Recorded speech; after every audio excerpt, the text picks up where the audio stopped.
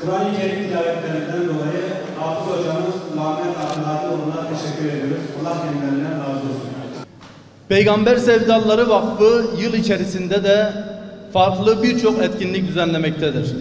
Geçtiğimiz hafta başında idrak ettiğimiz ahlak ve adalet önderi Hazreti Muhammed sallallahu aleyhi ve sellem temasıyla hemen hemen her yerde Mevlid-i Nebi etkinlikleri düzenlendi.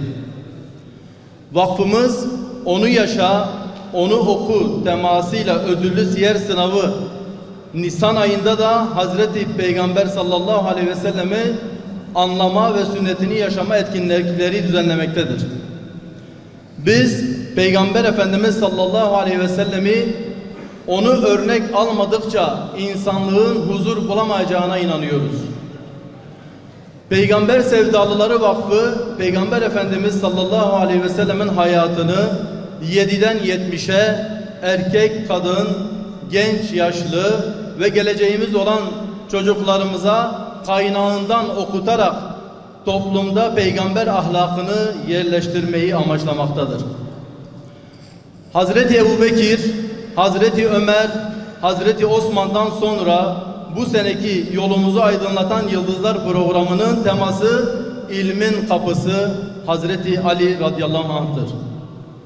Her yıl farklı sahabilerin öne çıkan özelliklerini konu alan etkinlikler tertip etmekteyiz. Peygamber Efendimiz sallallahu aleyhi ve sellemin yetiştirdiği sahabelerin ahlak, cesaret, fedakarlık ve yöneticilik ve hayatımıza yön verecek birçok özelliklerini önce anlamalı, sonra da hayatımızda tatbik etmeliyiz. Peygamber Sevdalıları Vakfı olarak toplumda bu saydığımız özellikleri taşıyan bireylerin yetişmesini amaçlamaktayız. Bu güzel, bir o kadar da anlamlı etkinliklerde öncülük eden Peygamber Sevdalıları Vakfı'nın yönetici, üye ve siz gönüllerine teşekkür ederiz. Hepinizi şanı yüce olan Allah'a emanet ediyorum. Esselamu Aleyküm ve Rahmetullahi ve Berekatuhu. Hazreti Ali, onun dünyasında Hazreti Peygamber sallallahu aleyhi ve sellemin çok istisna bir yeri vardır. Hazreti Ali, 23 yıllık Risalet dönemi boyunca Efendimiz Aleyhisselatü Vesselam'ı adım adım takip ederek tam bir teslimiyet örneği göstermiştir.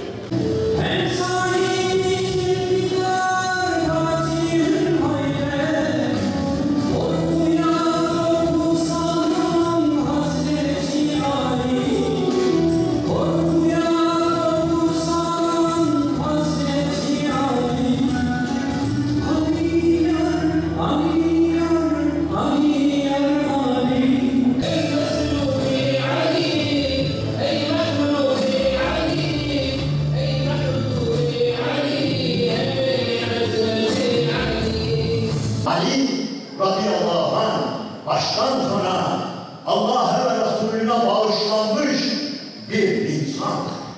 Evet, bunların hiçbirisi böyle basit hikaye değil. Muhterem kardeşler, Ali çok önemli. Bu ümmetin özleri. Bu ümmetin bütün delikanlıları kendisine de yani örnek olarak, delikanlı olarak Ali demiştir. Bir daha bir şey dememiştir. Herkesin bugün hani bir bazı kelimeler kullanılıyor ya, idolü, rol modeli falan Hazreti Ali, bu ümmetin bütün gençliğinin rol modelidir. Herkes Ali olmak istemiştir. Herkes Ali olmak istemiştir. Ve onun için bu ümmetin en ücra köylerinde, mezralarında belki büyük ilimler tahsil edilmemiştir ama Ali okunmuştur. Ali'nin cenkleri okunmuştur. Hasan okunmuştur. Hüseyin okunmuştur. Ve onların verdiği motivasyonla, imanla bugünlere gelinmiştir. Hazreti Ali, evet, halifelerin sıralamasında 4. sıraya geliyor olabilir. Ama herkes biliyor ki Ali bu gençliğin gözünde, Müslüman gençliğin gözünde hep bir numara olmuştur. Çünkü Ali gerçekten her şeyiyle bunu hak etmiştir.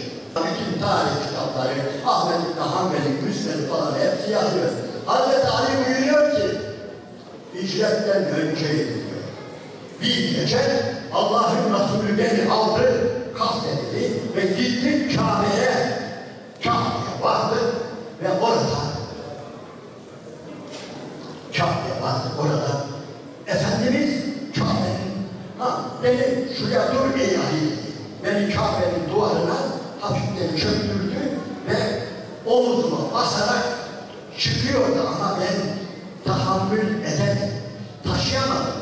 Allah'ın Resulü bana çok ağır geldi ve taşıyamadım. O zaman eyvah sen gel diyor. Kendisi böyle Kabe'nin duvarına yaslandı ve ben de omuzuna bastım Allah'ın Resulü'nün ve çıktım. Yukarıda bir put vardı. Salladım. O dedi, Efendimiz dedi bana, ben sağa, sola, arkaya, öne epeyce salladım. Sonra pat diye aşağıya düşürdük ve oradan kaçtık gittik diyor. Bu arada da buyuruyor ki, vallahi diyor, o anda eğer isteseydin arş-ı alaya semalar olduğunu bilirdin Allah'ın Resulü'nün omuzuna bastığında. Öyle diyor.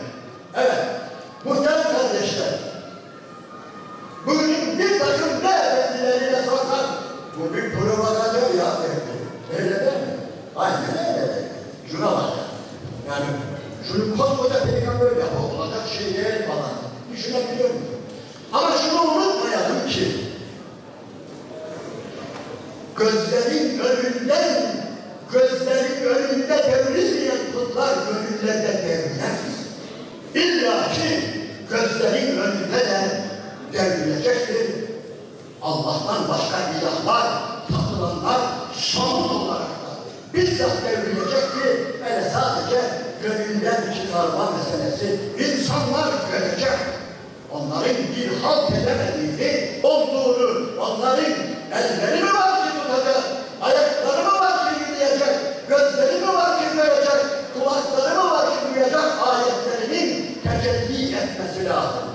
İşte burada her yerde Hazreti Ali Kerremallahu vechev.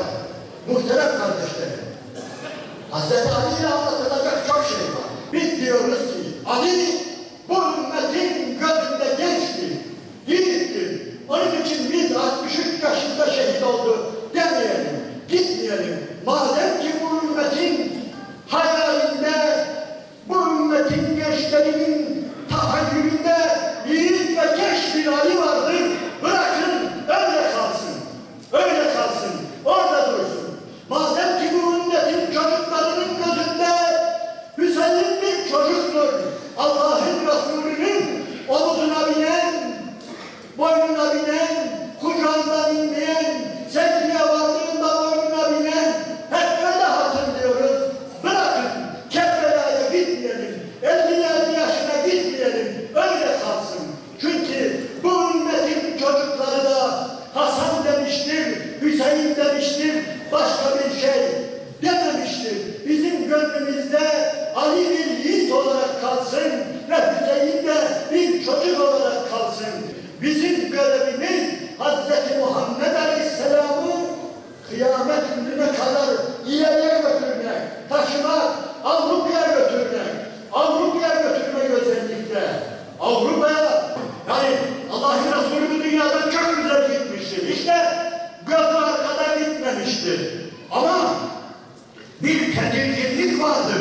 Ne biliyor musunuz? Üsame ordusu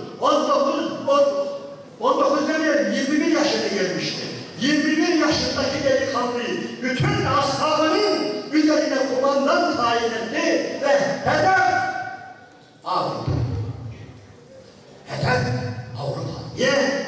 Allah bu dini bu ümmetten Avrupa'ya göndermesini istiyor. İyilikler. Bu önemli bir olaydır. Peygamber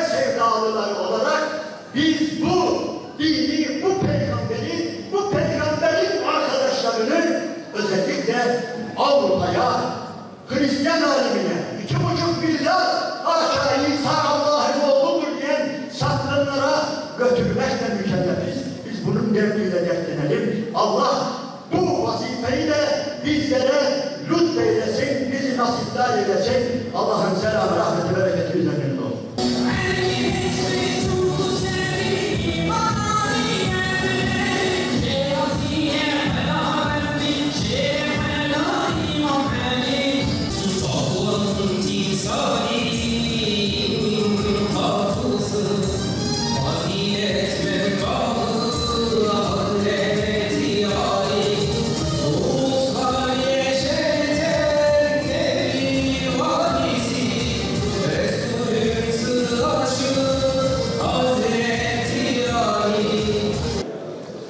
الحمد لله رب العالمين والعاقبة للمتقين ولا عدوان إلا على الظالمين والصلاة والسلام على رسولنا محمد وعلى آله وصحبه أجمعين ربنا تقبل منا إنك أنت السميع العليم وتب علينا يا مولانا إنك أنت التواب الرحيم